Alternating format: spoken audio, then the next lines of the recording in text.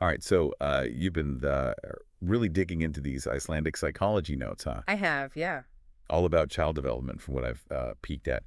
Um, and I have to say, even just like skimming through, it really brought me back to when my niece was a baby. Like, it's just incredible how much they pick up so quickly at that age. Yeah, it really is. It's amazing. And you know what's really interesting is while they're learning and growing at that incredible pace, a lot of those really fundamental things, like those core building blocks of their emotional and social selves, those are being put in place in those first couple of years. Whoa. Okay, see, now that is what I call a deep dive. Real stroke. So where do we, like, even begin here? Because it seems like these notes cover, well, everything. Emotions, temperament, attachment styles. It's like a crash course in, like, mini human behavior. Yeah, it might seem like a lot. And I mean, there's a lot to it, but there is this common thread that runs through all of it. Okay. And it's all about those very, very early connections that they make, those very first relationships, and how those really early experiences end up shaping the way they understand themselves and the world around them. It's kind of wild to think that, like, these tiny humans, they come, like, pre-programmed with this whole range of emotions, right? Like Yeah. joy, Yeah. sadness, anger. I mean, they experience it all, don't they? Oh yeah, definitely. Even from those very first moments, they're experiencing everything through their senses. They're expressing themselves emotionally. But the thing is, knowing how to like manage those emotions, that's something else. That takes time, takes practice. Right. Makes sense. I imagine it's kind of like being handed like a superpowered sports car, but you've never ever learned to drive. Yeah. That's a really good analogy. And just like learning to drive, developing those emotional regulation skills, it takes time. They're watching us as caregivers, looking for those cues, and, they're mirroring our responses. That's how they slowly figure out how to navigate these really big feelings. Oh, like that thing where, like, babies look to you before they react to something new. I Yes. swear, my niece, she used to do like a full body scan of my face before she'd even try like a new food. Yes. That's a perfect example. That's called social referencing. Oh, okay. It's happening right there in action. So they use your emotional cues as a guide. Wow. It's how they make sense of those new situations. They're thinking, is this safe? Is this fun? Should I be worried? So it's like their own personal, um, what's the word? Emotional translator or something. Precisely. To decode the world around them. Exactly. And as they become more mobile, more aware of themselves as like separate people, that's when it gets really, really interesting when it comes to their social development. We see those very first smiles, Yeah. that desire to connect. And then, bing, stranger danger, that sets in. Speaking of stranger danger, these notes mention that separation anxiety usually peaks between 12 to 16 months. Mhm. Is that just a coincidence, or is there something else going on developmentally around that time?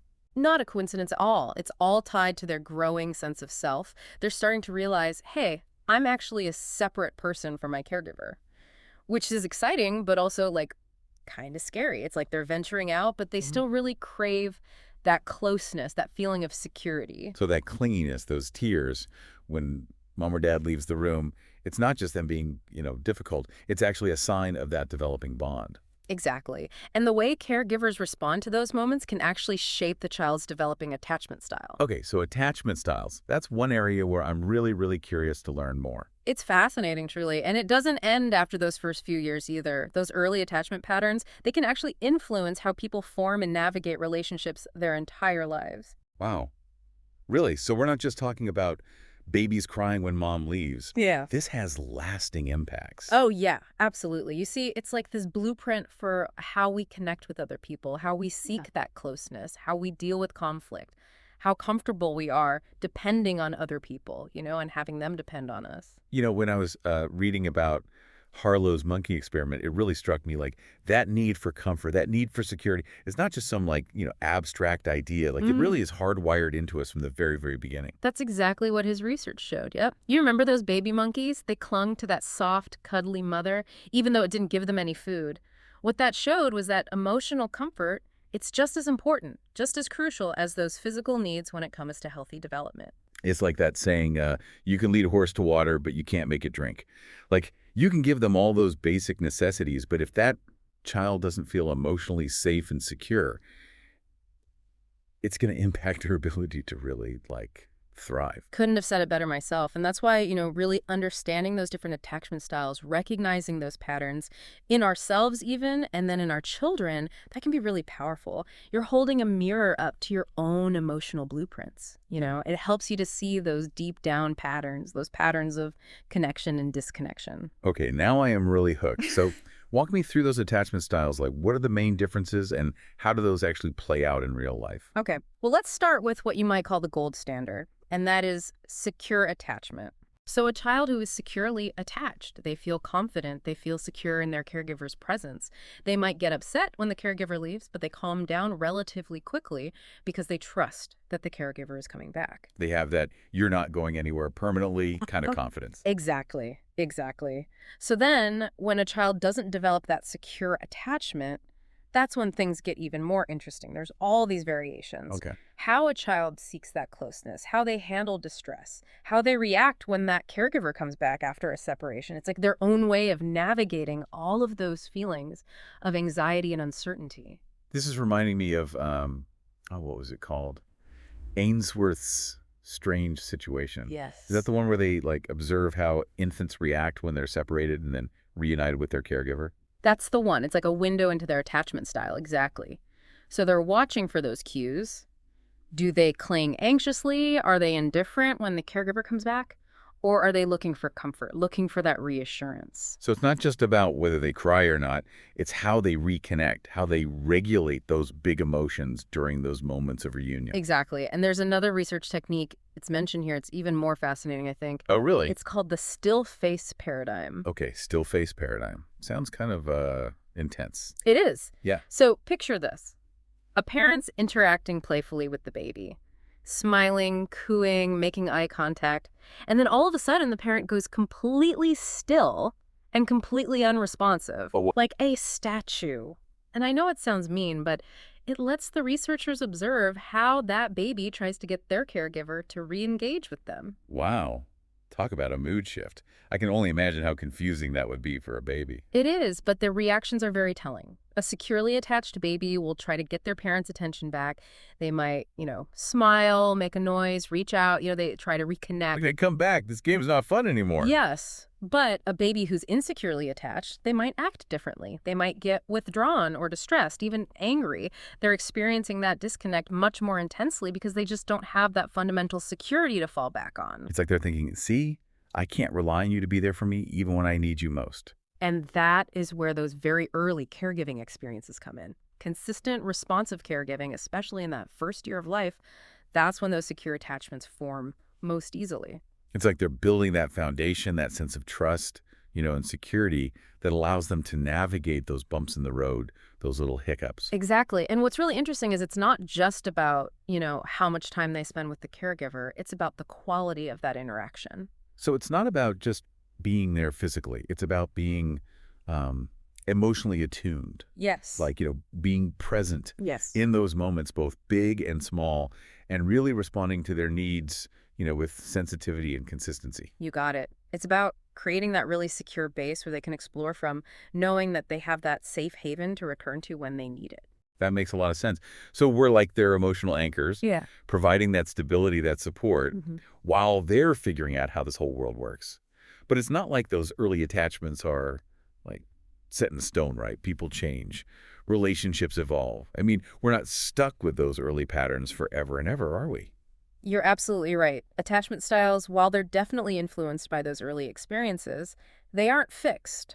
And even those with insecure attachment styles, they can learn to relate to others in more secure ways later in life. It just takes, consistent, responsive caregiving. That's good to hear. That it's not hopeless. It's not like we're, destined to repeat those same patterns over and over again. Not at all. There's hope for us all.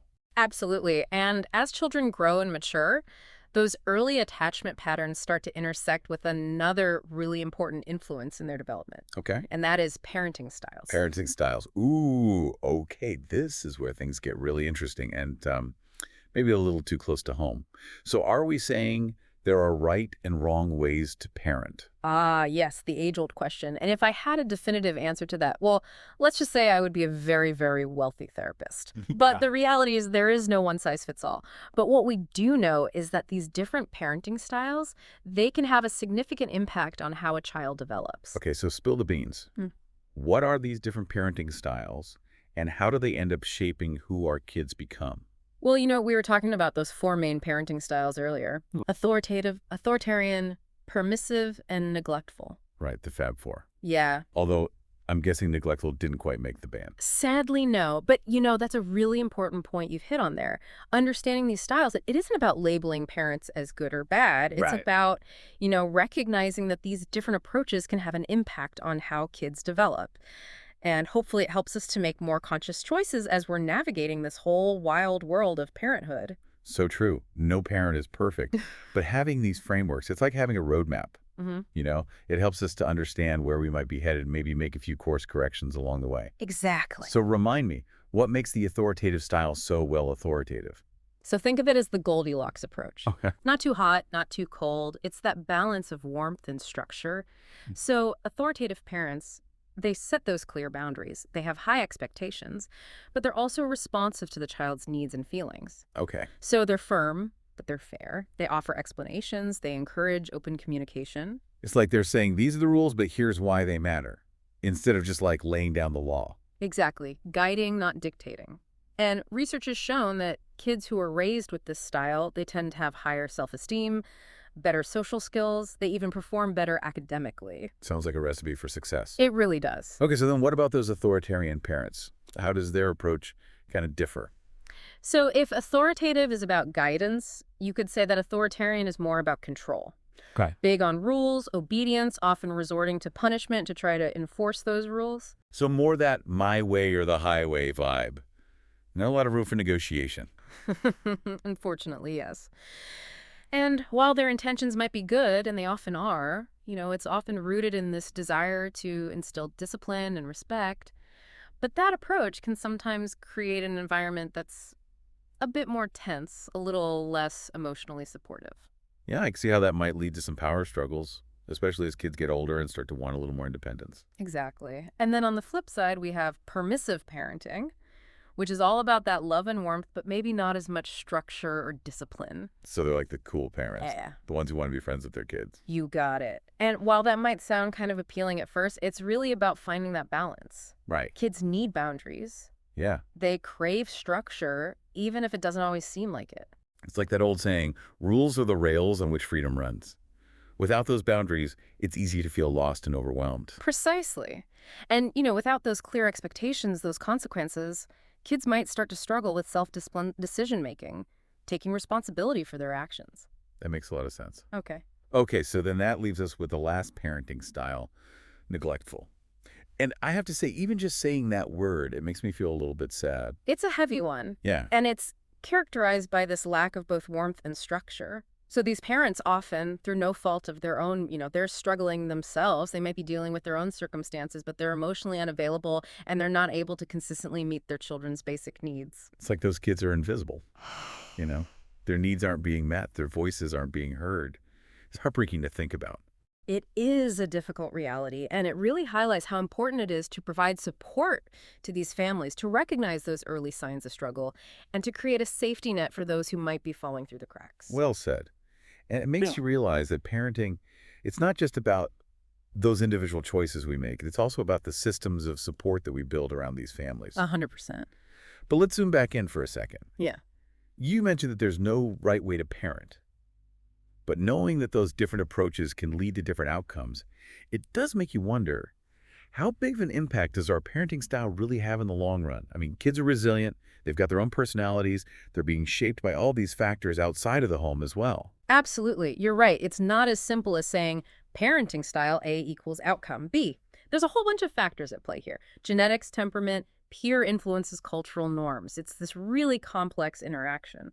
But here's the thing. Even though we can't control every single aspect of a child's environment, We are the architects of their early world. Hmm. We set the tone. We create that emotional climate. We model those relationship patterns that they carry with them. I like that architects of their early world. It really puts it into perspective. We had this responsibility to create that safe, nurturing, supportive foundation, knowing that they're going to build on that foundation in their own way. Exactly. It's not about molding them into mini versions of ourselves. It's about giving them that fertile ground where they can blossom into their own unique selves. I love that. That's beautifully said. Speaking of shaping those little minds, I want to dive into another area that these notes highlight, and that's cognitive development. Okay. So how do kids go from those adorable babbling babies to those curious toddlers to those like mini philosophers who seem to question absolutely everything? Now we're talking brain power. Right. And when it comes to understanding how those cognitive abilities actually unfold, one name really stands out. Okay. Jean Piaget. Piaget. Okay. That name definitely rings a bell. He's one of those famous stages of cognitive development, right? That's right. You Yeah. got it. He revolutionized the way that we think about children's thinking. Imagine a ladder, and each rung on that ladder represents a more complex level of understanding. That's essentially Piaget's framework. That sensory motor stage, the pre-operational stage, the concrete operational stage, and finally that formal operational stage. It's like those video games where you level up your skills Yeah. and each level brings you new challenges, new possibilities. I like that. So walk me through it. What's actually going on in those little brains during that very first stage, that sensory motor stage? Okay, so sensoromotor, it's all about exploring the world through their senses and their motor actions. Okay. From birth to about age 2, they're like those little scientists. They're conducting these experiments with their mouths, their hands, anything that can get their hands on. Casting, grabbing, shaking. Those babies are fearless researchers. They are.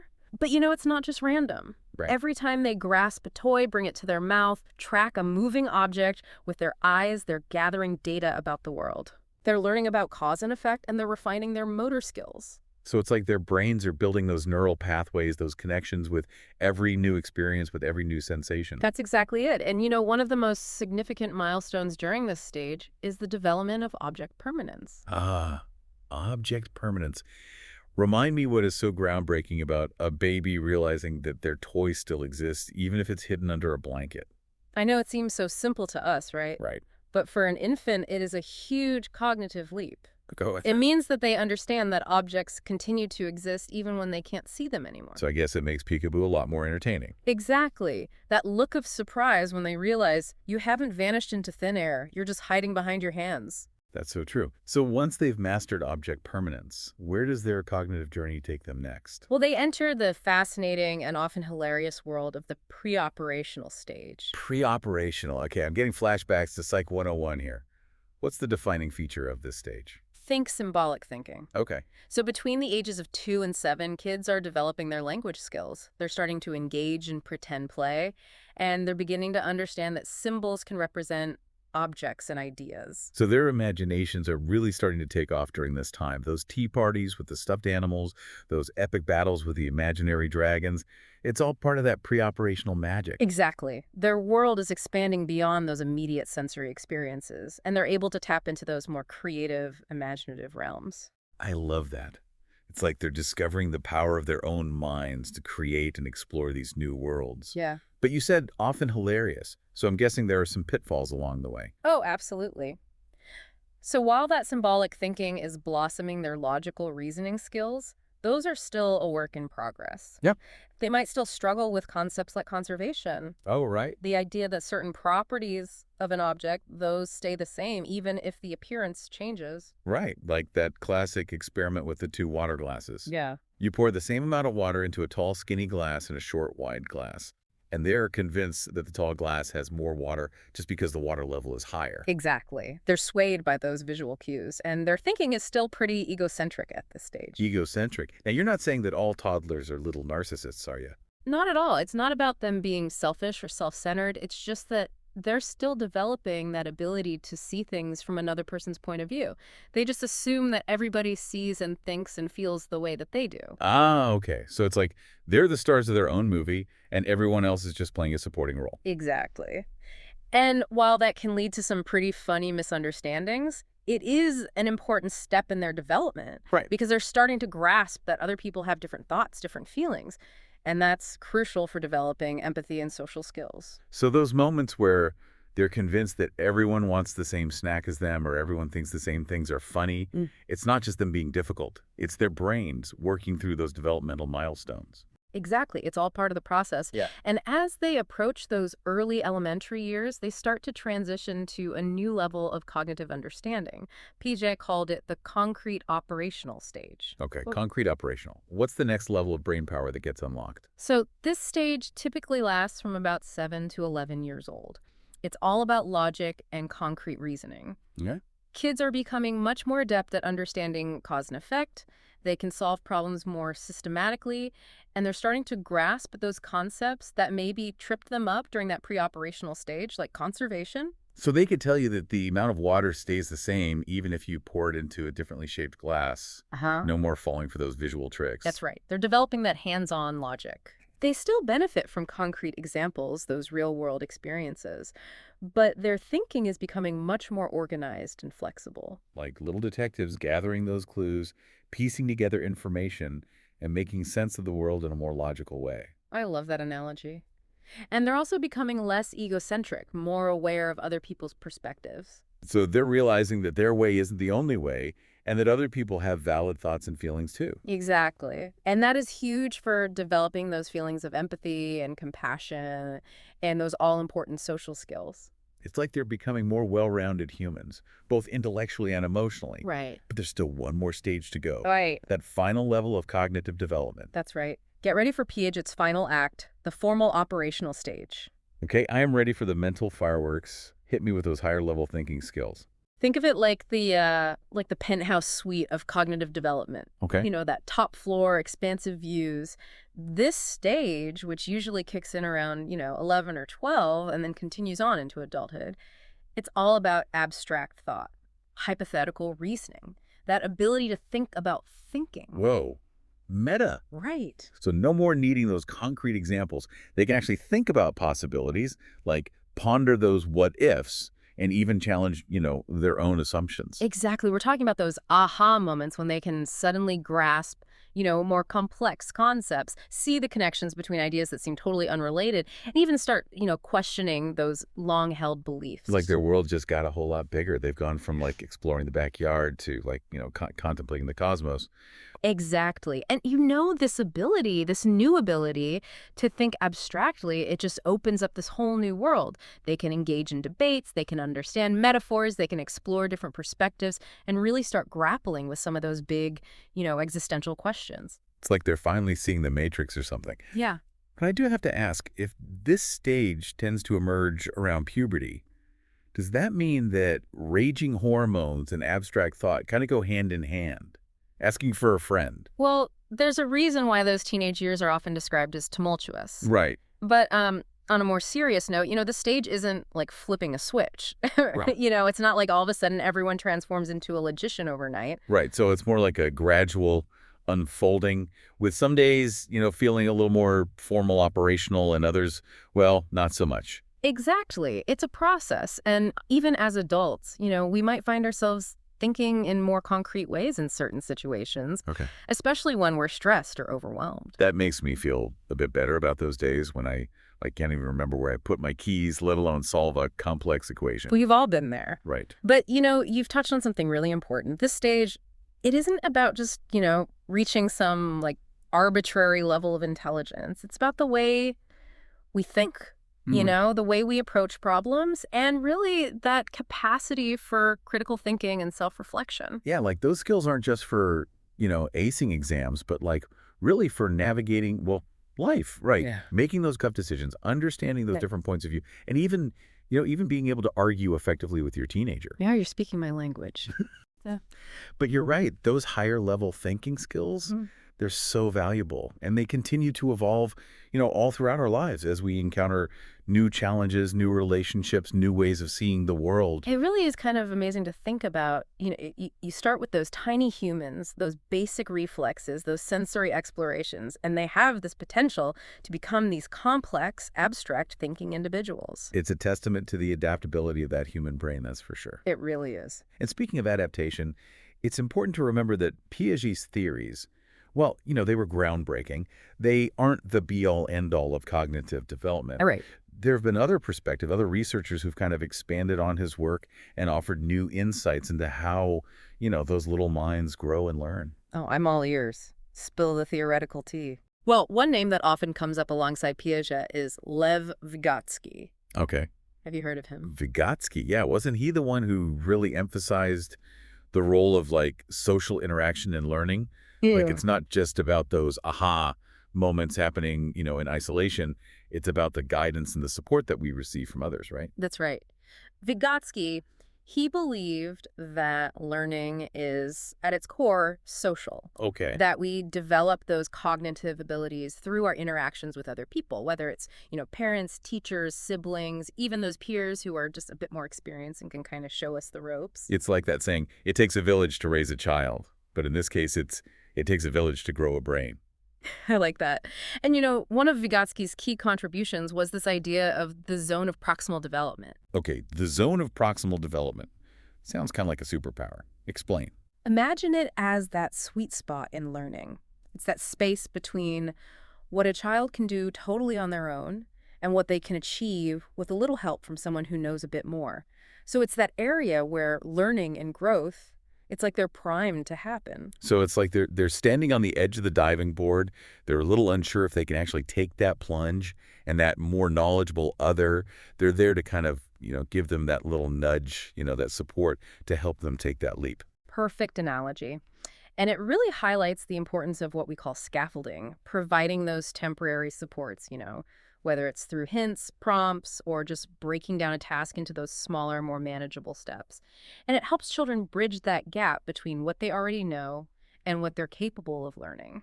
So we're like their cognitive cheerleaders, right? Yeah. We're cheering them on, we're providing that safety net, and then we get to celebrate those victories, no matter how big or small they are along the way. Exactly. It's about creating that sense of, I can do it, even when things get a little tough. And, that brings us to another really important aspect of development. And this one kind of intertwines with both cognitive and social growth. Okay. And that is moral development. Okay, moral development. Now we're really getting into those big questions. Right. Right and wrong, fairness, justice. I'm going to guess this isn't something that just, appears one day, right? You're right. Just like with those other areas of development, our sense of morality, our understanding of what it even means to be a good person, it evolves over time. So how does this whole moral compass develop? Are we, born with this innate sense of right and wrong? Or is it something that we learn through all of our experiences? That's a question that's fascinated philosophers and psychologists for centuries. Right. And while there's no easy answer, one of the most prominent theories comes from a man named Lawrence Kohlberg. Okay. He built on Piaget's work, and he proposed his own stage theory of moral development. Kohlberg. Okay. That's ringing a bell from psych lectures. Yeah. I think it was something about levels of moral reasoning, right? Yeah. We progress from a more self-centered view of morality to a more principled understanding of right and wrong. You got it. Kohlberg, he proposed these 3 levels of moral development. Okay. Pre-conventional, conventional, and post-conventional. And each one has its own, little sub-stages. And just like Piaget's stages of cognitive development, these levels aren't about, labeling someone as good or bad.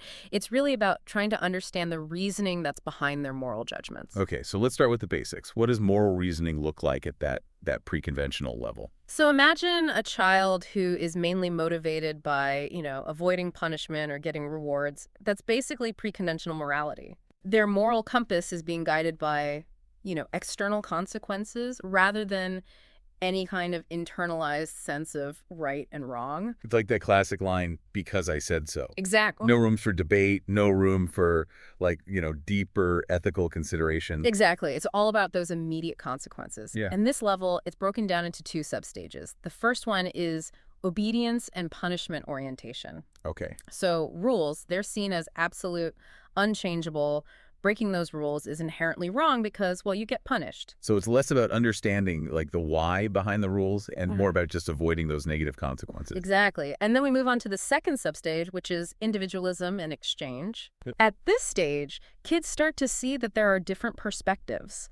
Rules might not be so black and white. They might start, bargaining a little bit, operating from that what's in it for me kind of perspective. So it's like a more transactional approach to morality. Like, if I do this, then what do I get in return? Exactly. And while it might not seem like the, most altruistic form of moral reasoning, it actually does represent this shift from that rigid obedience to more of a nuanced understanding of, fairness and reciprocity. So it's like they're starting to understand that the world is like a little bit more complicated than just following the rules. Exactly. And as their cognitive and social skills, they keep developing, they eventually move to Kohlberg's second level, which is conventional morality. Okay, conventional morality.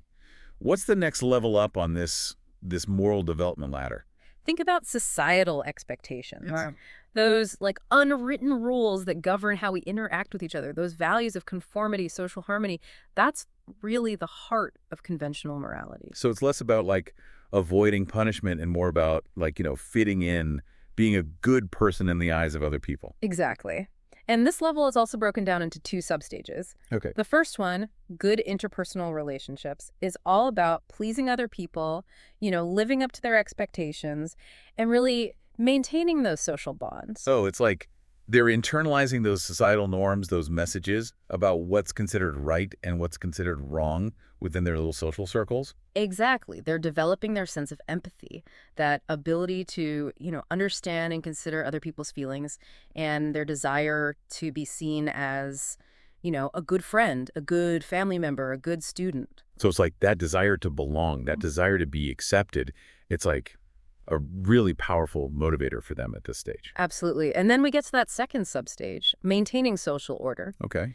So at this point, individuals, they've developed more of a broader understanding of why rules are important, laws, social norms, that they help to maintain a just and functioning society. So it's less about like pleasing those individuals and more about like upholding these systems that really, they're designed to benefit everyone. Right. You got it. They get that those rules, they serve a purpose, that they're not just these random restrictions, but they're essential guidelines for making sure there's fairness, cooperation, social harmony. It's like they're graduating from those like one-on-one personal relationships to a broader understanding of their role, as citizens within a society. Exactly. And this level of moral reasoning, this is often where a lot of adults operate. They're guided by those shared values of responsibility, duty, respect for authority. It makes sense. Those societal expectations, those shared values, they provide a sense of like stability, like a framework for making those decisions, for navigating those really tricky social situations. Exactly. But Kohlberg, he believed that the most advanced level of moral reasoning, like the peak of the moral development mountain, was still to come. He called it post-conventional morality. Okay, post-conventional morality. Now, this is where I think things get really interesting. This is where I'm sensing some rule breaking maybe on the horizon. Not necessarily rule breaking, but definitely some rule questioning. You see, at this level, individuals, they're no longer just blindly following those societal norms. Okay. They've developed their own sense of justice, internalized their own set of ethical principles that guide their decisions. And this is important even when those principles might actually clash with conventional expectations. So they're not just conforming to those external pressures. They're actually thinking critically about what they believe is right, even if it means standing out from the crowd or maybe even challenging, the status quo. Exactly. They're being guided by their conscience, their own internal moral compass, rather than just what other people tell them is right or wrong. It's like they've moved beyond just those black and white rules, and they're navigating the world in shades of gray. They recognize that morality can be, well, really complex and nuanced. Exactly. And just like those other levels, post-conventional morality also has two substages. Okay. So the first one, social contract orientation. It's all about recognizing that laws and rules, they're essentially social contracts that can be changed. Good. They can be challenged, especially if they're no longer serving the best interests of the people. So it's not about just blindly following the rules. It's about being a part of that critical dialogue, right? Yeah. Advocating for change when those rules are no longer just or equitable. Exactly. They understand that those societal structures, while important, they're not perfect. And they're willing to use their voice, their actions, to try to create a more just and equitable world. That takes courage to stand up for what you believe in, even when it's not popular. It does. And it really speaks to the power of those internalized principles, those core values that drive them to fight for something better. So what's that final destination on this moral development journey? What's at the peak of that post-conventional mountain? Kohlberg called it universal ethical principles. Okay. It is the top. It's where individuals are guided by those really big abstract principles. Yeah. Justice, equality, human dignity. So we're talking about the Gandhis, the Martin Luther King Jr.'s, the Nelson Mandelas of the world, right? Mm. Those figures who inspire us with their commitment to those universal values, that compassion, empathy, justice. You've got it. They're the ones who remind us that a better world is possible. They inspire us to fight for that more humane and equitable future for everyone. Wow, we have covered so much in this deep dive. From those first smiles all the way to those really complex moral dilemmas. It's really incredible to think about how all these different threads, the cognitive, the social, emotional, and moral, how they're all woven together and they make us who we are. It's a beautiful and complex tapestry, isn't it? And, the most amazing thing is this whole journey of development. It doesn't stop at childhood. It doesn't stop at adolescence. It truly is a lifelong process. Absolutely. We're always learning, always evolving, always discovering something new about ourselves and the world around us. That's right. Well, there you have it, everyone. We made it to the summit of our child development deep dive. I hope you enjoyed the view from up here as much as I did. Until next time, keep those curious minds engaged. And remember, every stage of development, it's just another opportunity to learn, to grow, and to connect with each other in new and meaningful ways.